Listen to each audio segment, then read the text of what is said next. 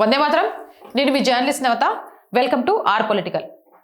తెలంగాణలో జనాభా లెక్కలలో ఒక్క క్రైస్తవుడు ఉండడు, కానీ క్రిస్మస్ వేడుకల కోసం ఫండ్స్ ఇచ్చేస్తారు. మంత్రులు కూడా వెళ్ళి పాల్గొంటారు.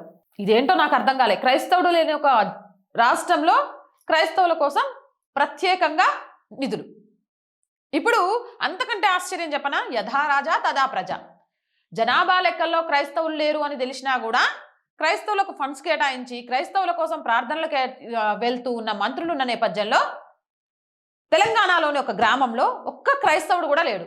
కానీ ఆశ్చర్యం ఏంటంటే ఆ గ్రామంలో చర్చి నిర్మించడానికి ఆ గ్రామ పంచాయతీ కార్యదర్శి ఓ వ్యక్తికి అనుమతి ఇచ్చాడు. పోనీ ఇచ్చిన వ్యక్తికి ఆ గ్రామంతో ఏమైనా సంబంధం ఉందా అంటే గది కూడా లేదు. ఆ గ్రామంతో సంబంధం లేని వ్యక్తి కొన్న భూమిలో చర్చి నిర్మించేందుకు సన్నాహాలు చేస్తున్నాడు.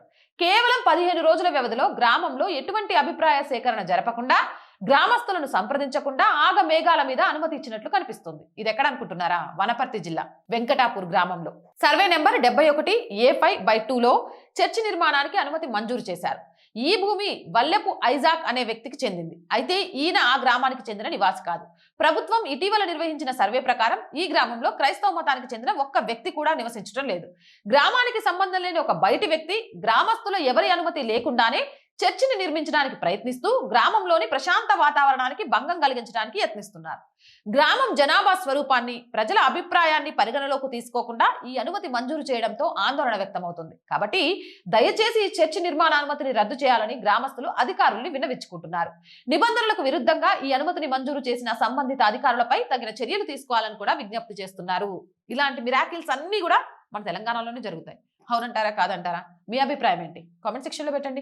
మోర్ వీడియోస్ కోసం ఛానల్ వెంటనే సబ్స్క్రైబ్ చేయండి. రోజు చెప్పేదండి R group of channels, R voice, R political, R Sanskriti, 3 మన ఛానల్సే. So please subscribe our channels. Content బాగుంది అనిపిస్తే లైక్ చేయండి, షేర్ చేయండి, మీ అభిప్రాయాన్ని కామెంట్ చేయండి. అలాగే ఆర్థికంగా ఆర్ వాయిస్కి చేతగా నిలవండి. ఆర్థికంగా సపోర్ట్ చేయాలి అంటే సబ్స్క్రిప్షన్ పక్కనే జాయిన్ అనే బటన్ ఉంది.